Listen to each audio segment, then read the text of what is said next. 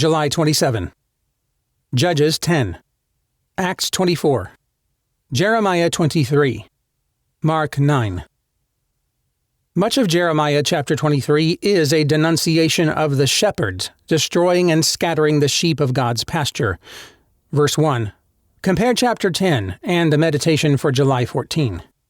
The long section denouncing the lying prophets, verses 9 through 40, is one of the most penetrating presentations of the differences between true prophets and false in all of Holy Scripture. Its pathos is deepened by the asides of the prophet Jeremiah, asides that not only disclose some element of the true prophet, but expose Jeremiah's own heart. My heart is broken within me. All my bones tremble. I am like a drunken man, like a man overcome by wine, because of the Lord and his holy words. Verse 9. The blistering condemnation of dreams that are enthusiastically passed around the circles of the prophets, while these same prophets fail to speak God's words faithfully, verses 25 through 39, has a contemporary relevance that only the blind could miss. But here I want to focus on the first 6 verses. In the light of the abysmally immoral and idolatrous kings condemned in the previous chapter, and in the light of the destructive shepherds introduced in this chapter, God presents the ultimate solution. It has 3 components.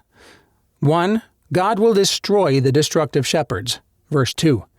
That is a theme we have seen before, and one that takes up a fair bit of this chapter.